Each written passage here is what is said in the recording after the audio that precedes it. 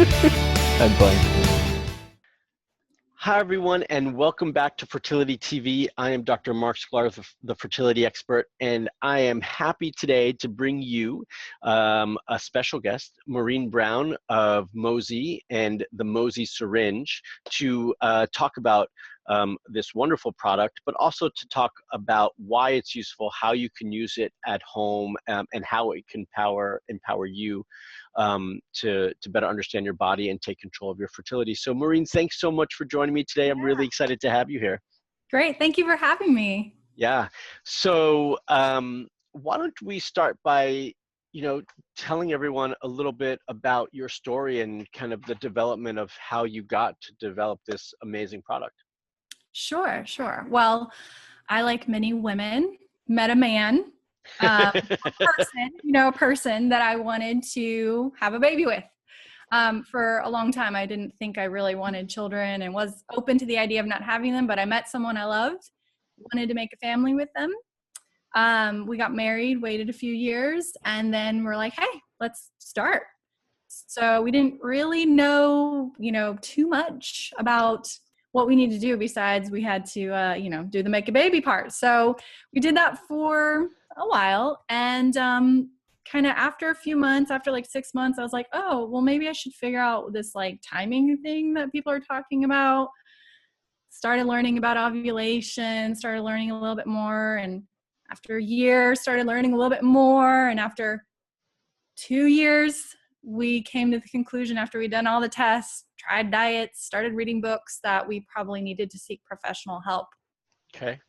And at that time, there really wasn't anything wrong with us. Mm-hmm. I learned that we had the unknown infertility, which is great to have some sort of diagnosis, but there was no clarity.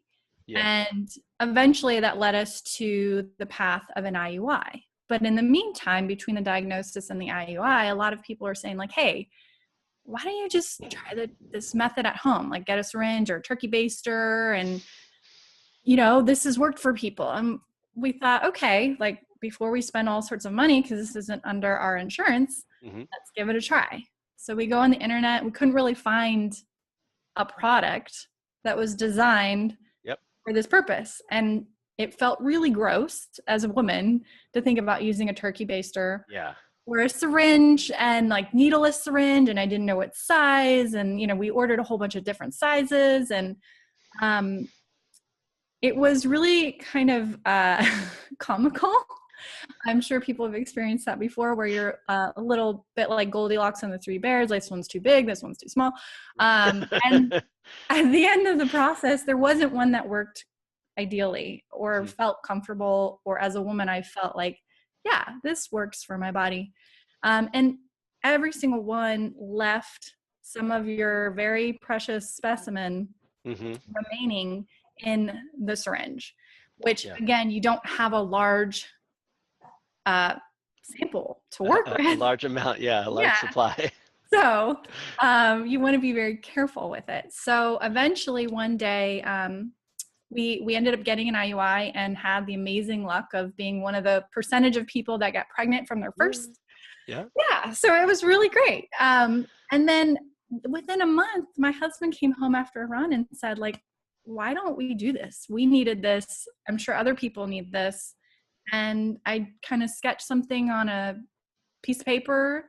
And then we ended up talking to a design engineer, fertility specialist, and just kind of went with it. And there Mosie was born. That's how it happened. Yeah.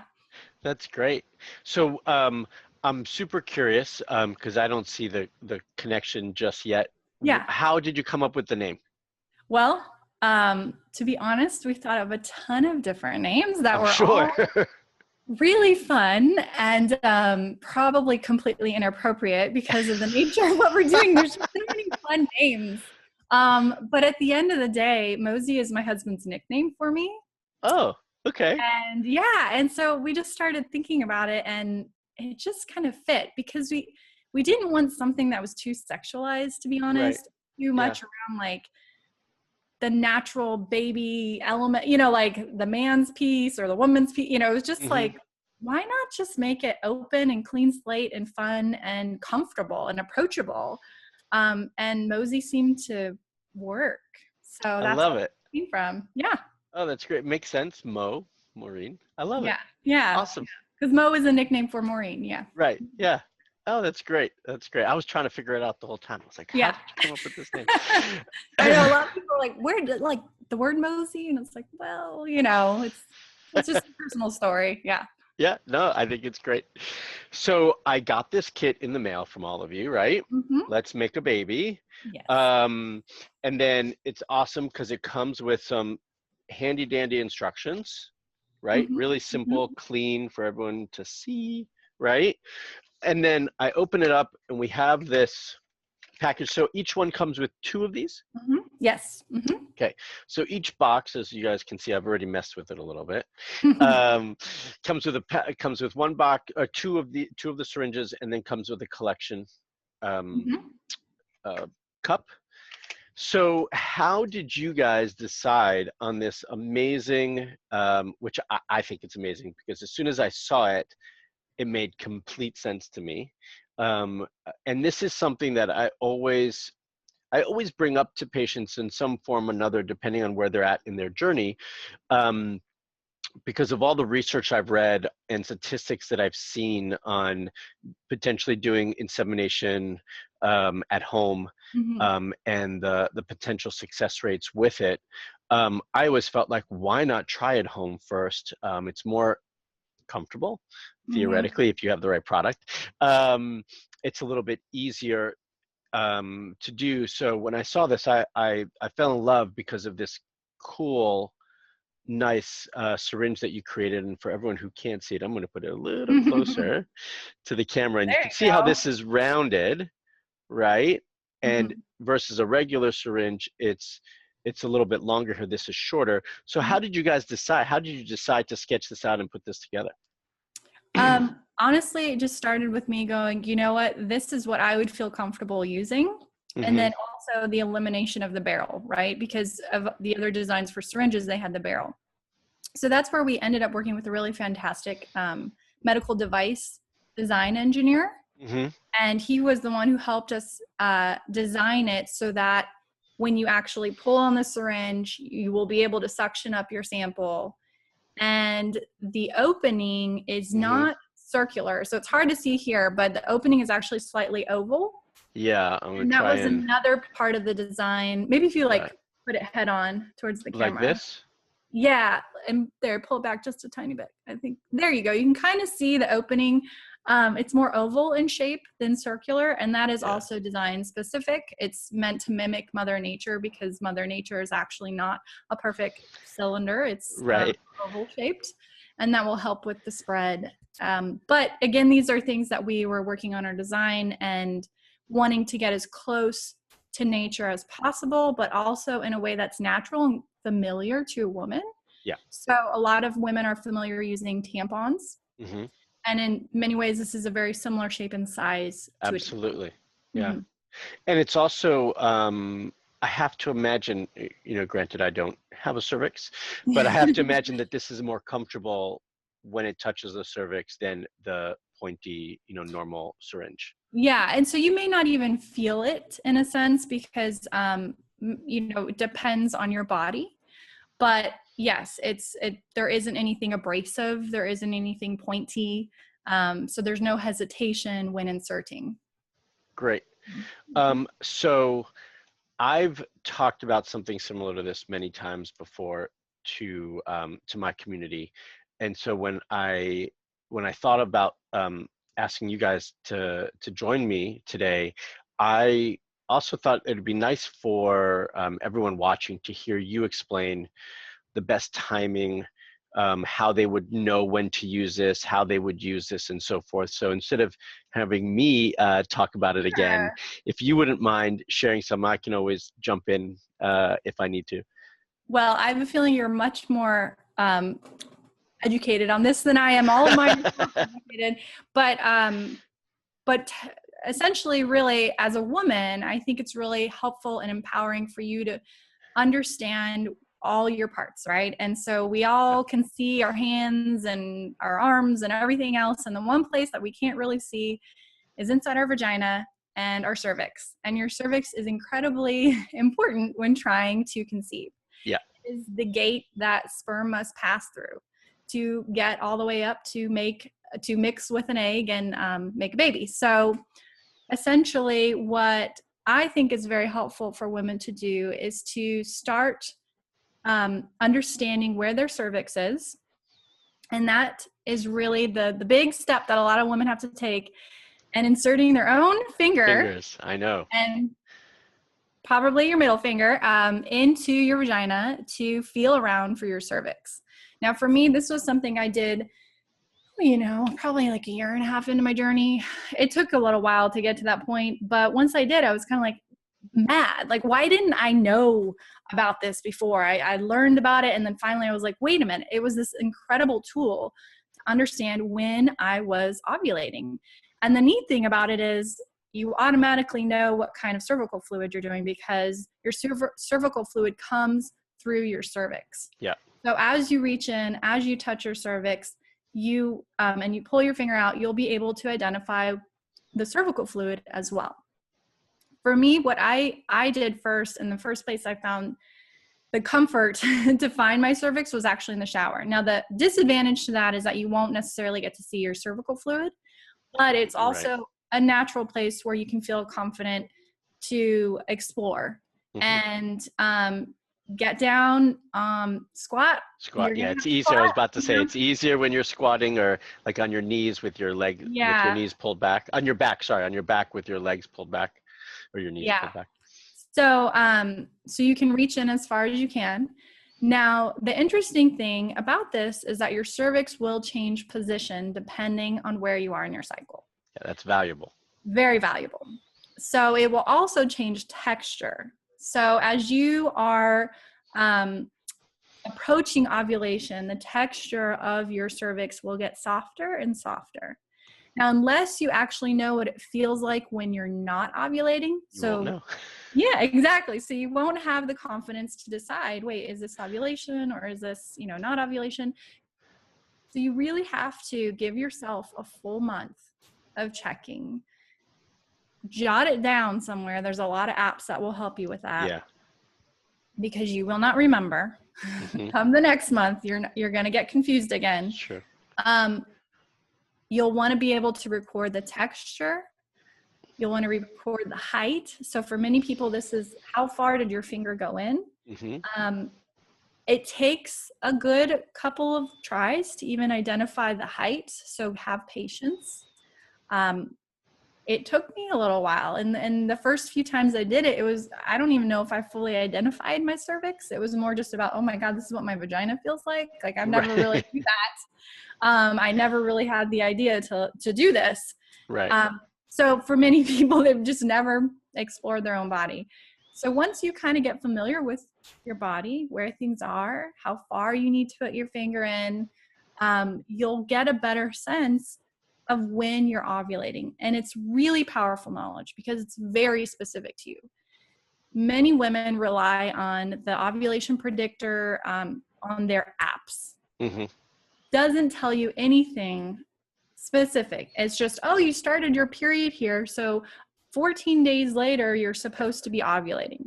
You may be, but unless you really confirm through your cervical position and texture and the fluid, it's really hard to feel confident sometimes that you're doing it on the right day. Yeah. One other piece, which I will admit, I've never been really, really good at doing it until oddly after I had a baby. Which there's probably reasons for this, was the cervical opening. I was just about to mention, I was like, oh, we need to talk about the opening. Good. Yeah. So I feel like I'm not the best explaining that because I never really fully felt confident. Like, is this open or closed? Yeah. But I kind of would figure it out. Like you could kind of tell, but I could more tell when it was closed. Than when it was because open. It was lower in my vagina. Yeah. And it was a lot easier to reach. Yeah. And for everybody, if you can't gather information about all the different points, that Maureen is mentioning, it's okay if you gather, you know, 2 or 3, any one of any bit of information, extra information that you're going to have is better than what you didn't have before. And so that's going to give you a clue. You know, if you can only tell cervical position, well, at least you know that, okay, now I'm ovulating, right? And that's fine, or cervical mucus and so forth. So even if you don't get all the points, it's still very helpful.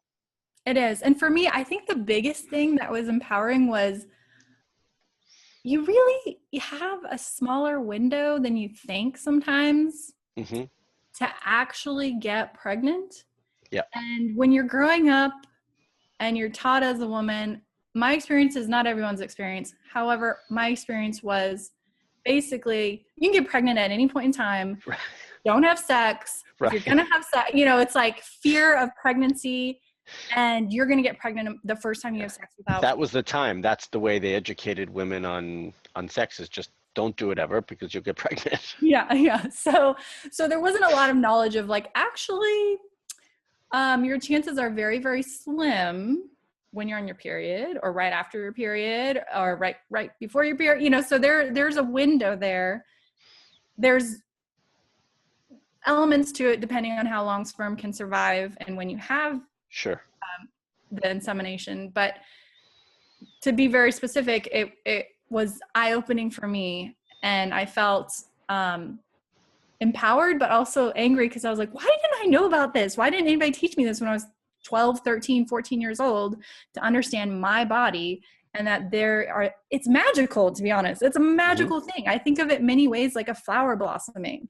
Like it comes and it blossoms every month and then it goes back, you know, and it's like this thing that's happening with your body, and like it opens up and it says, hey guys, there's this I'm ready magical window happening right now. Like, hey, come party. And then it's like, hey, we're cool right now. We're cool. So it's like this cool thing that happens, and I didn't fully understand it until I was, you know, trying to get pregnant and frustrated. So it was empowering for me, and I hope other women can have the confidence. Find your cervix. You can do it. I did it, and I would have never thought I was one of those people who would do it or talk about it openly, but use that knowledge for your benefit. Yeah. And, you know, it's interesting. Most men have felt the cervix, yet don't necessarily know that they felt the cervix, and know what they're feeling for.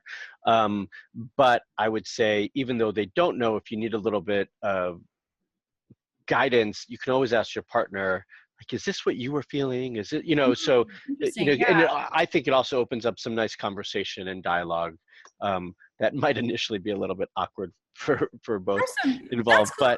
but that's okay. Thought about that. Yeah, I never even thought about that, but that's a really good point. I bet that for some couples, that's a really great idea.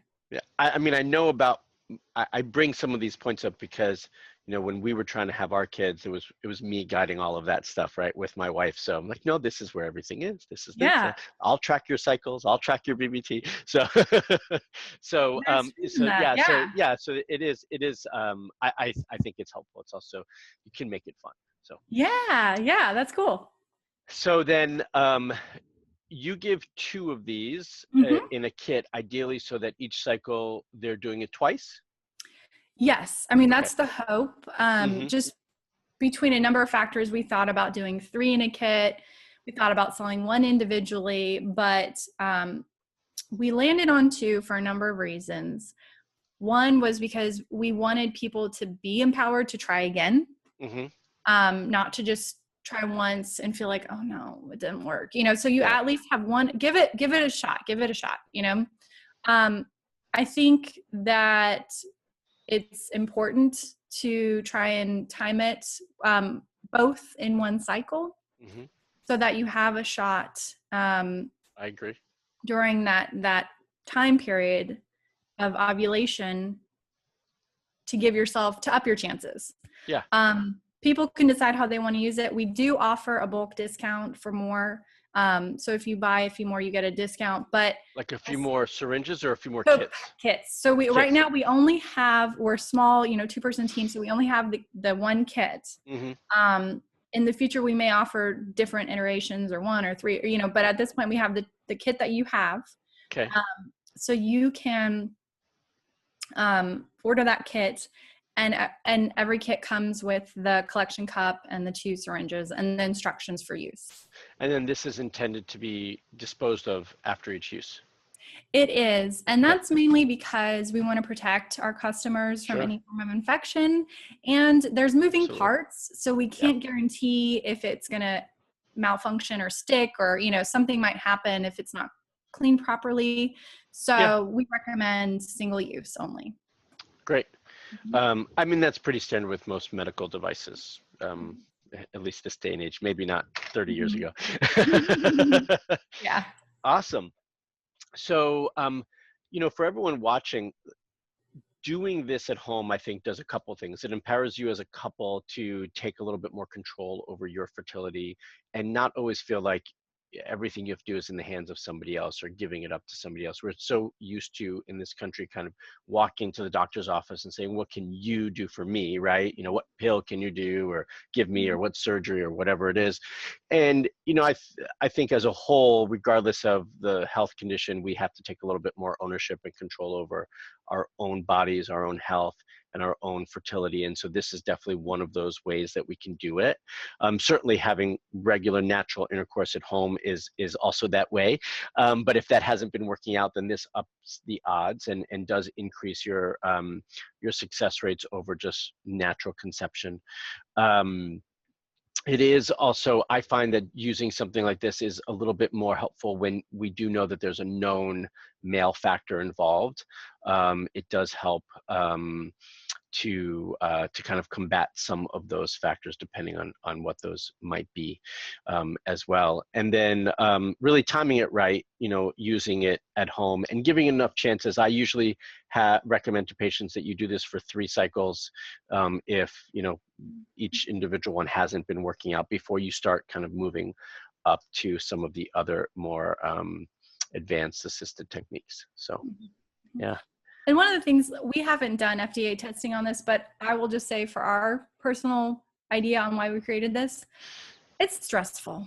Yep. Trying to conceive, trying to have sex on demand. It's stressful going to a doctor's office. And for us, as you were just describing, empowering yourself at home, doing something at home, that was one of the driving factors for us, was to just say, you know what, wouldn't it be nice to keep sex sexy and making a baby over here? And he can do his thing, I can do my thing, however we want to do it. Mm-hmm. We can make it happen. And it definitely, so we did use our own product for our second child. So our first child was kind of the inspiration. Our second child is the result of Mosie.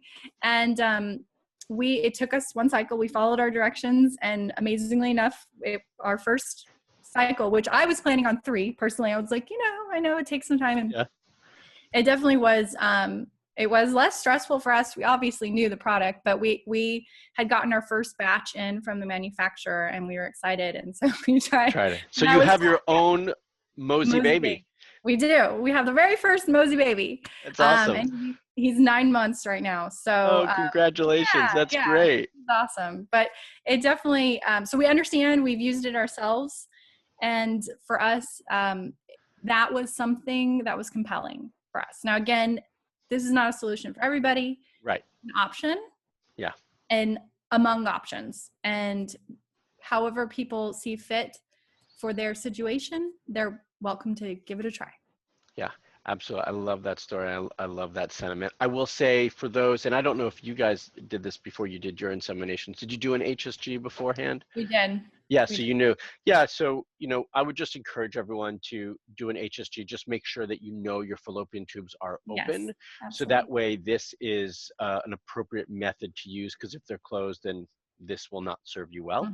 Mm-hmm. And outside of that, I do think it's a great option to start to introduce into your process if you need.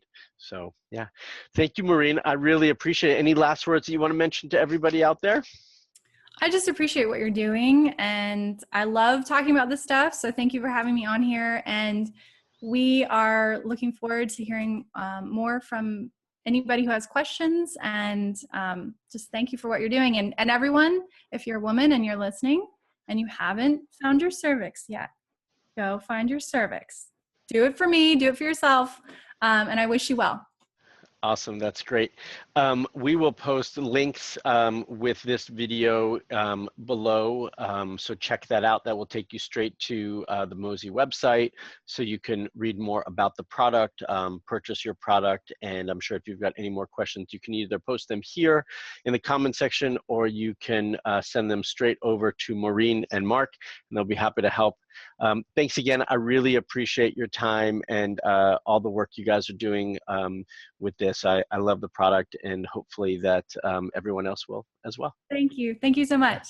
Until our next episode of Fertility TV, everyone, I will see you there. And if you've got any other questions, leave those comments below, give us a thumbs up, and subscribe to my YouTube channel so that you can know when our latest videos are coming out. All right, everyone, take care. Bye. Are you looking for a fertility coach? Are you looking for someone to guide you with your personal needs one-on-one?